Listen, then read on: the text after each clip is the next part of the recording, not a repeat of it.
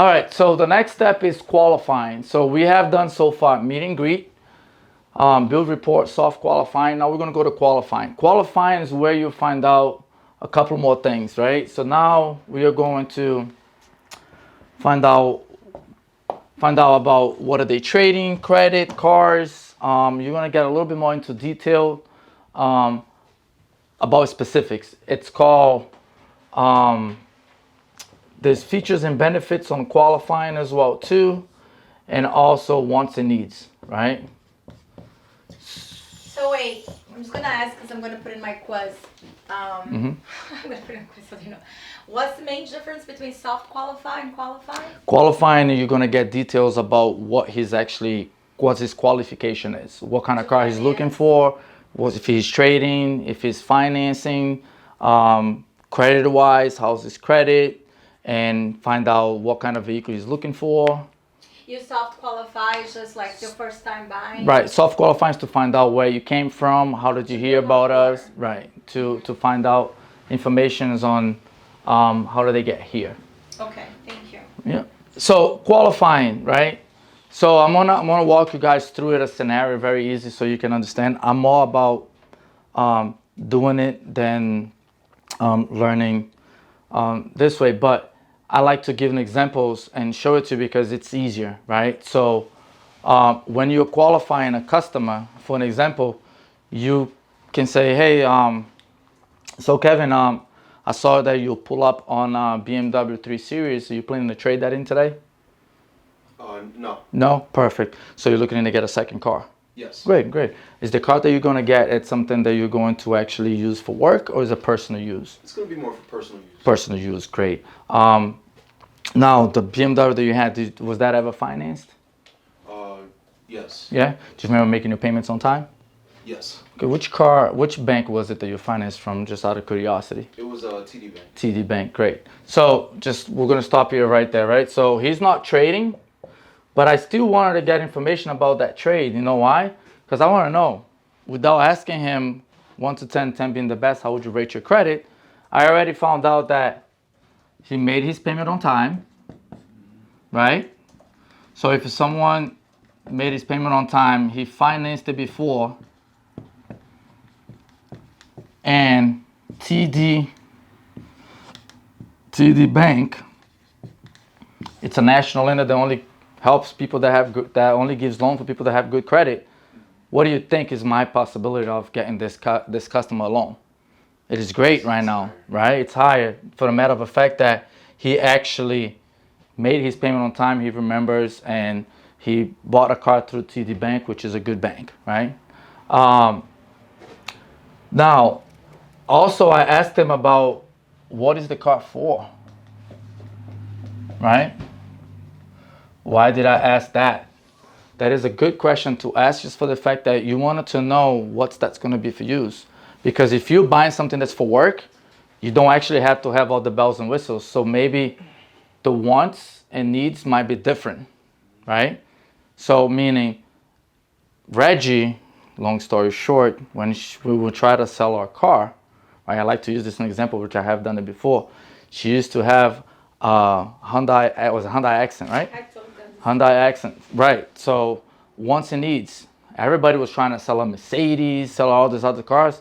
She didn't want a high payment, but she wanted quality. She wanted bells and whistles and cameras all the way around so she can park it correctly. So with that said, all we needed to do was find her not too big of a car that has leather seats, sunroof, navigation, a couple of things, all-wheel drive because she can't drive it on the snow, and making sure that that fits to her budget.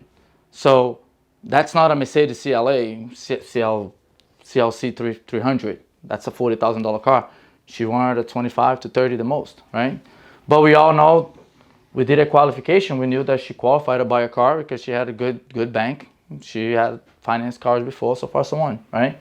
So you want to ask, so that's why I wanted to ask those questions. But I didn't want her to make an interrogation either. I didn't want to be like, did you make the payment? Did you miss a payment? Because you miss a payment, you suck. Yeah. Right? We don't want to do that. But you want to make sure that you ask the questions correctly. Then you talk about the car. So let's pick a car that you wanted to buy. Honda Civic. You want to buy the Honda Civic. So you did mention to me that the BMW that you had, you're not trading, that you're going to keep that as a second spare vehicle, and then that you're going to end up, you're going to use the Civic, right? As a second car, something that you wanted to be more reliable, so far, so on. That's great. Great car. Anything specific about this car that brought you in today? Economical. Okay. And it's easy to maintain. All right. So he cares about economy, all right, and maintenance. So in case the Honda Civic doesn't work, you're going to show him a Mercedes? Right? No. Why not? Because it's not economic and it's also not easy to maintain. So here you're finding out about his wants and needs, right? Now the Civic that you're looking at it today, it does have sunroof, leather seats, and navigation. Is that a must-have? No. Okay, great. So why did I ask if it's a must-have? Because if the price is a little bit too high, I can bring him down to a Honda Civic that doesn't have the bells and whistles, and then he's still buying the car that he wants. So you want to make sure that you ask those questions, right? So on the qualifying, basically you want to get a little bit more deep into it of what kind of car, what's the reason he is here, how did he, what brought him about this car that he came here to see specifically, and what about that car that you buy. Now, also a good thing to do if the customer is trading or not trading, but he has a car, you want to ask him what he likes the most about his car and what he likes the least about his car. And why you want to do that is, if he has a BMW, it's rear-wheel drive, right? And it sucks on the snow. The next car that he's buying is front-wheel drive, but if that one doesn't work, your backup car cannot be something that it's a rear-wheel drive. Doesn't work. That's the reason why he's trading, right? If the one that he bought now, he said that a must-have. I want to make sure that you guys write this down, right? So, list. Let's actually. Once you find out about the vehicle, you want to ask what is a must-have.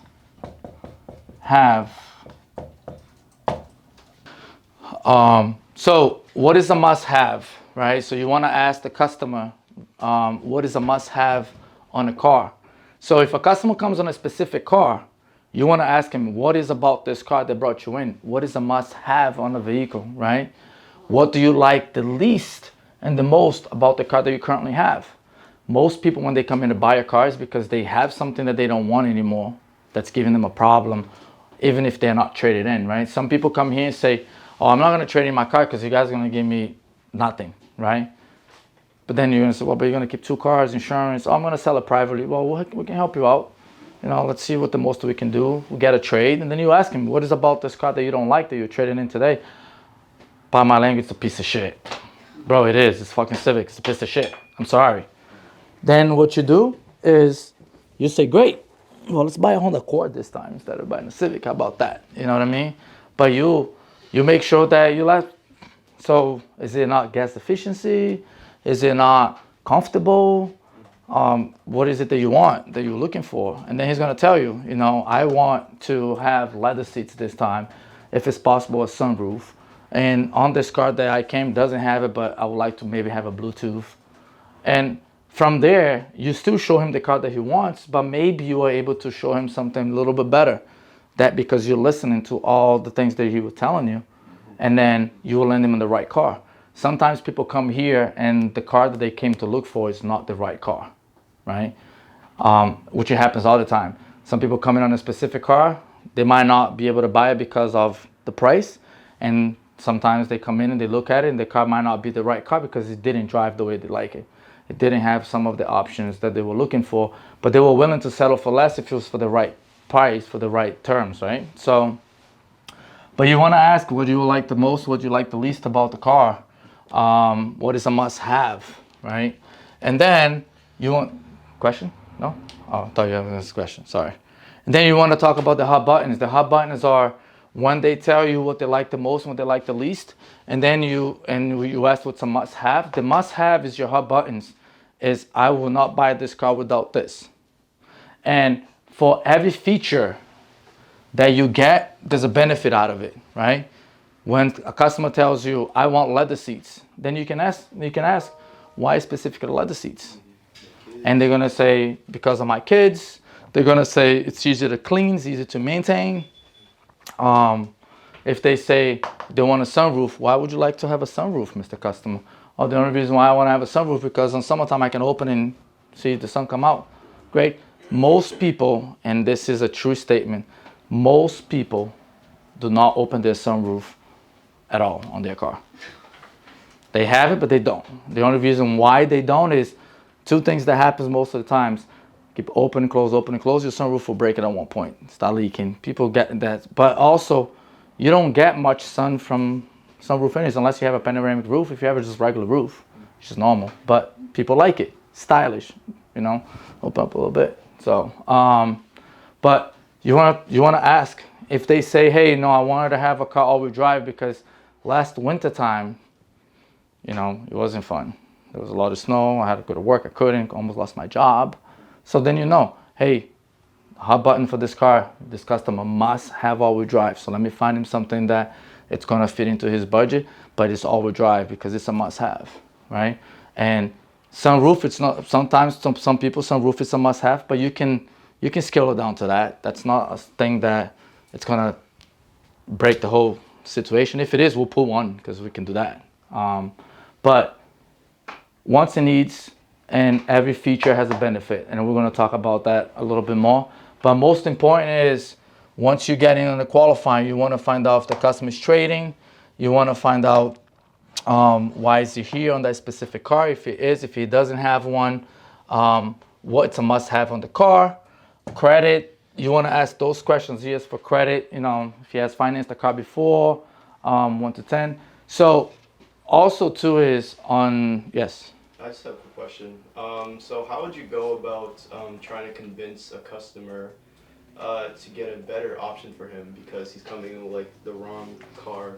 So we don't convince anybody. If they want to see that car, they see that car. If they want to buy that car, we're trying to sell them that car. Afterwards, if in case it doesn't work through scenario of payments wise, for instance, right? The payment's not there because the car is too expensive. And then you let them know based on that specific instruction. You don't switch customers out of cars once you find out what they want, if they came on a specific car.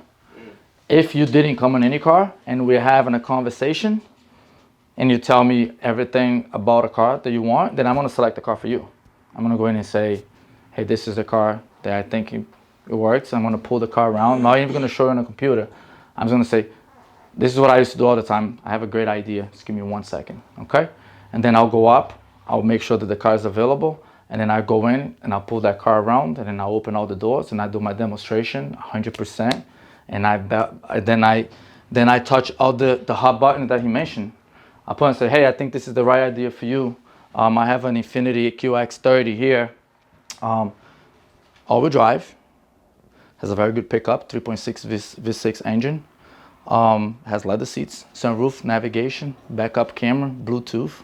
Everything that you mentioned to me. And guess what? This is in a great budget right at the moment. We're running some specials. I'll make sure that I will try to fit this into your budget. But let me just go over a couple more features on this car for you. And then I talk about everything else.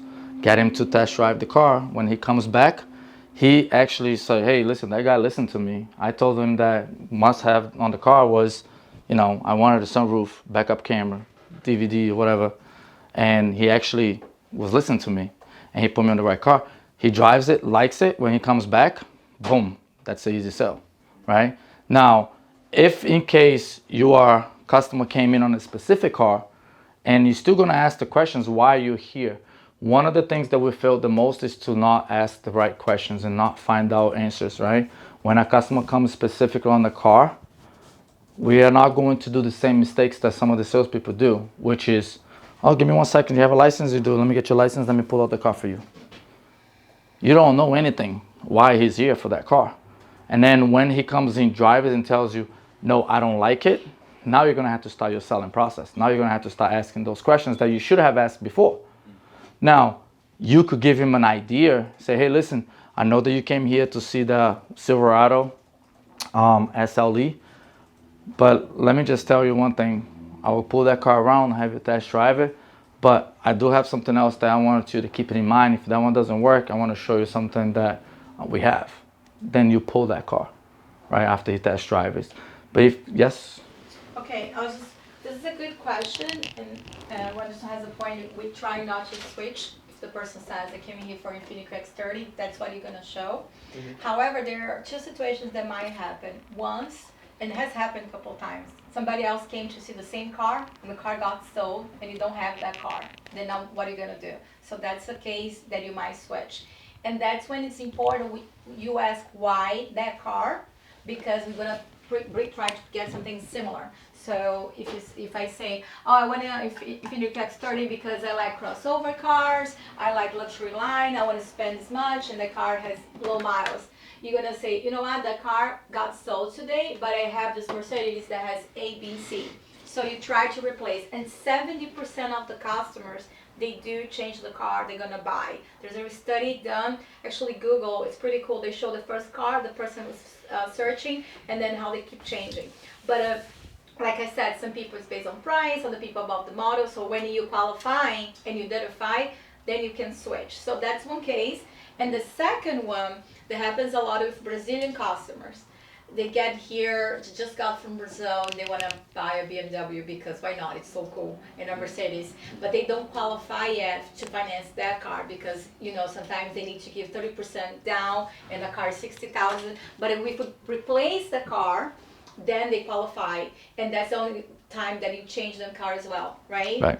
And then probably they're gonna show because you guys are gonna learn the bulk of the car and credit at some point, right? Right. So then that's when we change the car and try to convince, like you said, because at some point you're even gonna teach the customer about credit, especially Brazilians. Americans, they already know about that, but you're gonna say, hey Reggie, right now you can start with this Honda Civic, you're gonna build your credit, and next year you can come here, you trade your car, like we buy the car back from you, and which is great because, you know, it depreciated already, blah, blah, blah, and then you can buy this new car because of your credit. But you guys are gonna learn. But those are usually two situations, when the car's already sold or when they don't qualify. But most of the time, it's just like what Anderson said, we try to give to them what they wanted. Does it make sense? Okay, so regardless of if the customer comes in like already having a car in mind, you still have to get the hot buttons and ask them like Yes. what they like, what features they like about the car and stuff. Exactly, because that's what you're gonna use after. If the customer says, "Oh, I love sunroof," right?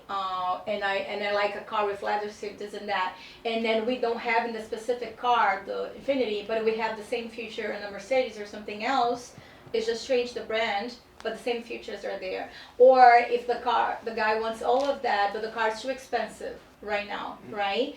And then it's like $50,000, but based on my credit, I only qualify for 30,000. You try to see what's more important and bring in that car. For instance, I love yellow cars, so you probably, if the car is yellow, you might convince me to buy just because of the color. So that's why it's important to get the hot button that you said. So like even if they have something in mind, like let's say the Infiniti, if I know that about another car like the Mercedes, could I just like tell them, suggest? Not yet, because after you check.